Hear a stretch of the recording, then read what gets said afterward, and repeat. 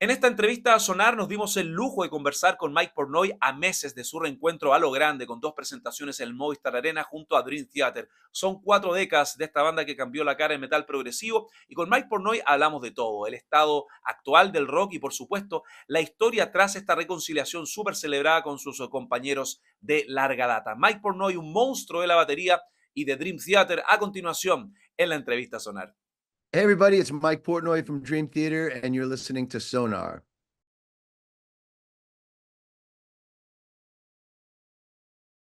We stayed in touch all the years. You know, we didn't get together and reconnect like as friends until about 2017 or so. Um, our daughters were sharing an apartment together in Brooklyn, and our wives are also in a band together. So really, it was our wives and our daughters that really made a point to bring us back together, and they arranged for us to all go for dinner together. So that was the first time like John and I went for dinner, gave each other a hug, and really spent time together breaking bread, so to speak. But honestly, through all the years, there were always emails and texts, sometimes about business, sometimes they needed to run something by me, or I needed to run something by them, or maybe just sharing something. Hey, did you see this? Check this out. So there's always like casual emails through all the years. But I would say it was mainly the last 5 years or so that we really reconnected. And I guess it was the COVID lockdown of 2020 that really made this whole thing happen, because I couldn't tour with any of my bands and Dream Theater couldn't tour. So we were all staying at home. And that's when John asked me if I would play drums on his solo album. And then from there, we decided to make a third LTE album. That was my first time working with Jordan again. And then I went and did John Petrucci's solo tour here in America. So, over the last couple of years, there were these um, kind of situations or events that brought us closer and closer together. And it's the same for all the guys. Like John Mayung, he lives right down the block from me, and his wife and my wife are very good friends, and they're in a band together. So there's been a lot of contact with the guys, but through the years is when it really started to gather steam. But yeah, this was not some sort of master plan we had. Oh, we're going to get back together in 13 years. This wasn't something that a promoter or a record company tried to reunite. This was absolutely organic. It was based on family and friendship first and foremost.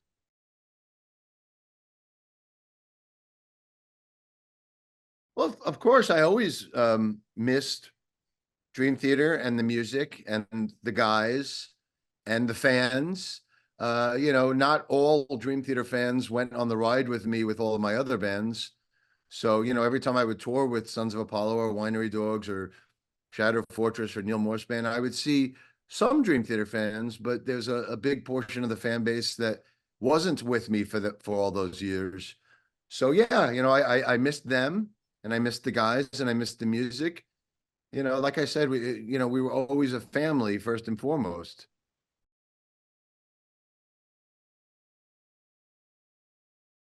Yeah, I mean, it's an area that was always my department and my passion. I always wrote all the set lists for Dream Theater, as well as any of my bands or projects. That's an area that's very important to me. And yeah, when I came back to Dream Theater, a lot of the things we have to figure out who's going to be in charge of what. There's a lot of areas that I used to be in charge of, which now John may do, or maybe the band makes band decisions. So I have to kind of find my place within the band's chemistry now. But yeah, one of the things that they did give back to me was the set list and writing the set list. So yeah, it was something that uh, was a lot of fun and exciting. It's a great open palette to work with. Really 40 years of music, and I haven't played any of this music with the guys in almost 15 years. So it's all so fresh. Back in 2010, I might have been bored with it, but now in 2024, I'm just as excited to play those songs as any of them.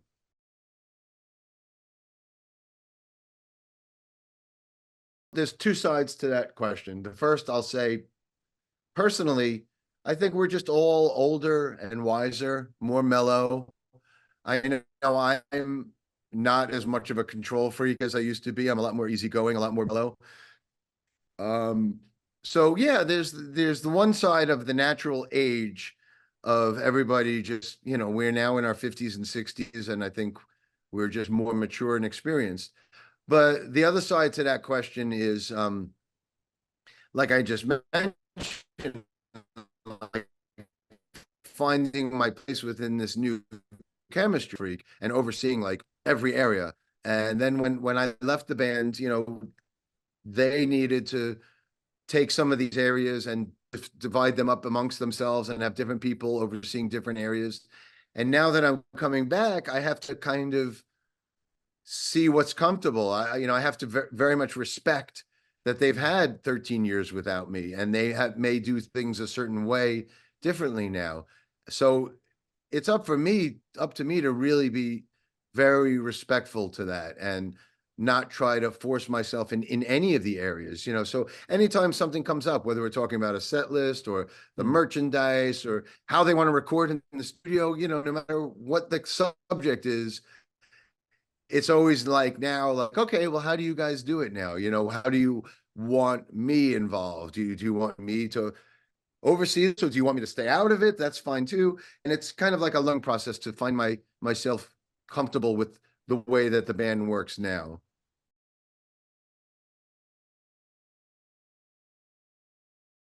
We started the new album in February of this year, and we figured that was about 15 years since we last made a record together with Black Clouds and Silver Linings in 2009.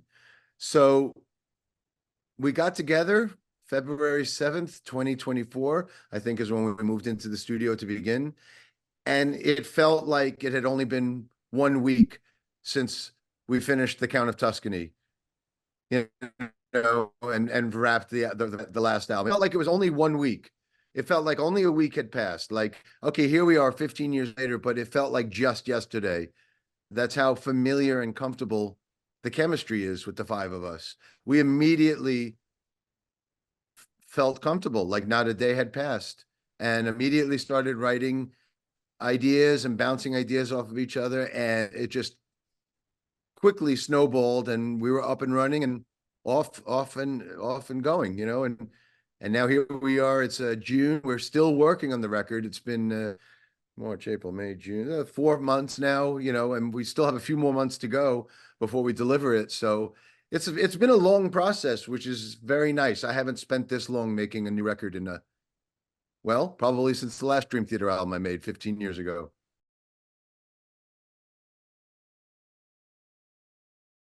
Yeah, as you mentioned, our very first time playing there in 2005 immediately was so memorable and so special. It was like 20,000 people for an evening with Dream Theater playing this big open field. It felt like a festival, but it wasn't a festival. It was just us and a few small amps on stage and 20,000 fans. And yeah, it was just this larger than life experience, to introduce us to these great, passionate fans. And we've been coming back ever since, both together and separately. We came back together several times. And then Dream Theater has continued to go all these years when I wasn't in the band, and I continued to come to Santiago and Chile all these years that I wasn't in the band as well. So now to be back together and coming back together almost 20 years later from the first time, yeah, it's obvious that there's a special relationship. The fact that we had to add a second show showed that, the reaction to the shows and the tickets were so immediately embraced and excited that we had to add a second show. So it's very obvious that there's a special relationship there.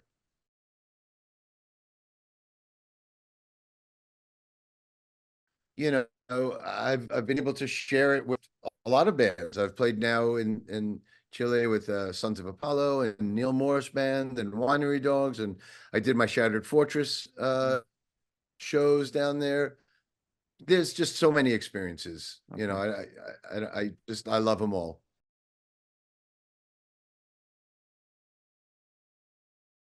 I have you know, mixed emotions for that period, because on one hand, it was a big honor to record that album and come in and finish the work for the Rev.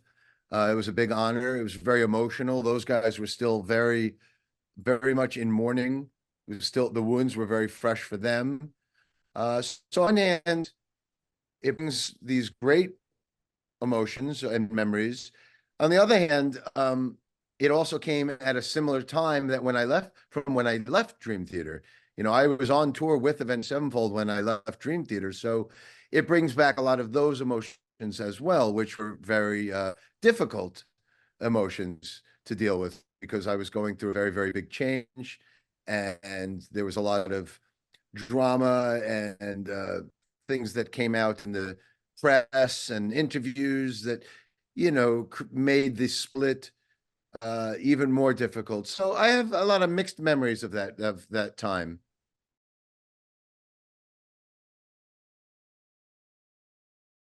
I think the closest you can get right now is a band like the Foo Fighters, you know, and you know, what bands can play stadiums? You know, Foo Fighters, maybe Avenged Sevenfold, Slipknot, but these are all bands that started in the 90s. So each one of these bands, you know, in order to get to that level, you need to be around 25, 30 years.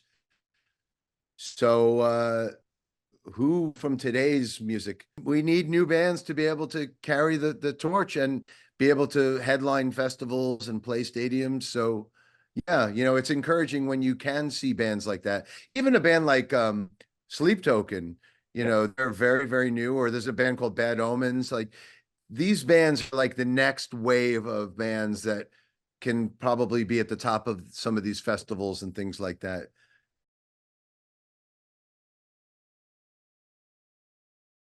Get my mind blown every single day. Every day I open up my Instagram, there's young up and coming drummers that are incredible. I mean, some of the ones that are some of my favorites these days are and they're not even so young and up and coming, but like Eloy Casagrande, who's now with Slipknot, and then Grayson, who took his place in Sepultura. He's a great drummer. El Espario, is the Spanish drummer. He's amazing. Let me see, Eric Imprada, who plays drums for a band called Night Verses. He's really incredible, very inspiring. I mean, literally every day, there's these drummers that are doing things with one hand that, you know, that just blow my mind, and it's very inspiring.